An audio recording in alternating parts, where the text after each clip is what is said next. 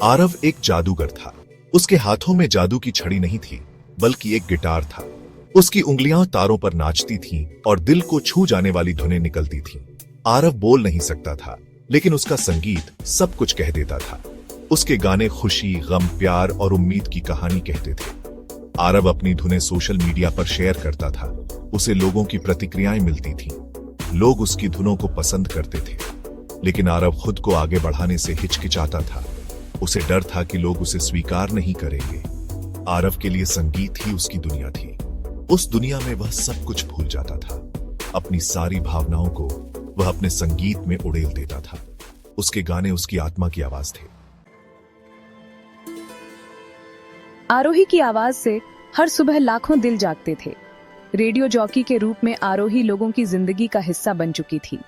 उसका शो आवाज दिल की लोगों को जोड़ता था, उनकी भावनाओं को आवाज देता था। आरोही को संगीत से प्यार था। अच्छे संगीत की तलाश में वह हमेशा रहती थी। उसे पता था कि संगीत में लोगों को जोड़ने की ताकत होती है, उनके दिलों तक पहुंचने की ताकत होती है।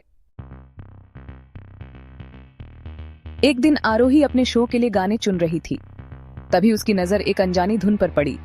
वह धुन इतनी मधुर थी कि आरोही उसे बार बार सुनने पर मजबूर हो गई। यह धुन आरव की थी। उसने यह धुन कुछ दिन पहले ही सोशल मीडिया पर शेयर की थी। आरोही ने वह धुन अपने शो में बजाई। श्रोताओं ने भी उस धुन को बहुत पसंद किया।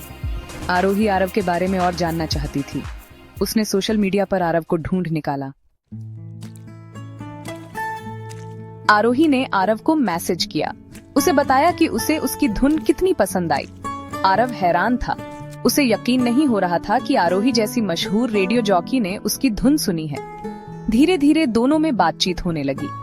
आरव को आरोही की सादगी और हंसमुख स्वभाव पसंद आया। आरोही को आरव की प्रतिभा और संवेदनशीलता ने प्रभावित किया। दोनों की मुलाकात सोशल मीडिया पर हुई थी, लेकिन दोनों को ऐसा लग रहा था जैसे वे सालों से एक दूसरे को जानते हैं। आरव और मैं घंटों संगीत पर बातें करते थे।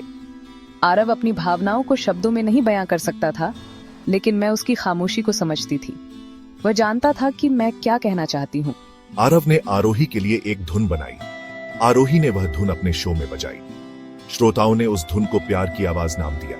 संगीत दोनों को करीब ला रहा था। दोनों के दिलों में प्यार की धुन बजने लगी थी।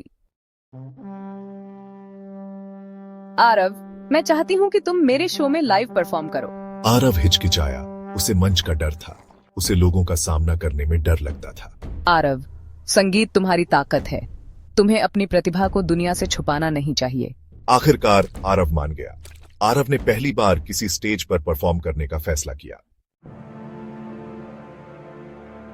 लाइव शो वाले दिन आरव बहुत नर्वस था, लेकिन जैसे ही उसने गिटार पकड़ा, सारा डर गायब हो गया। उसकी उंगलियां तारों पर जादू करने लगी। उसकी धुनों ने सबको मंत्रमुग्ध कर दिया। आरव, तुमने तो कमाल कर दिया।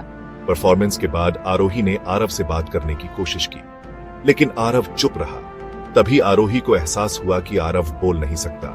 आरव की खामोशी ने सबको हिलाकर रख दिया, लेकिन उसकी धुनों ने सबके दिलों में जगह बना ली थी। आरव को डर था कि आरोही उसे ठुकरा देगी, लेकिन आरोही ने उसे गले लगा लिया। आरव, मुझे तुम पर गर्व है। आरोही ने दुनिया को बताया कि आरव बोल नहीं सकता, लेकिन उसका संगीत बोलता है। उसका संगीत दिलों को जोड़ता है। आरोही ने आरव की खामोशी को स्वीकार किया। उसे एहसास हुआ कि प्यार की भाषा बोलने के लिए शब्दों की जरूरत नहीं होती। आरव और आरोही ने साथ मिलकर वॉइस ऑफ लव नाम का एक म्यूजिक प्रोजेक्ट शुरू किया। इस प्रोजेक्ट के जरिए वे उन लोगों की मदद करना चाहते थे जो बोल नहीं सकते। हमारा मानना है कि संगीत हर भाषा से परे होता है। ये दिलों को जोड़ता है। आरव और आरोही की प्रेम कहानी एक मिसाल बन गई।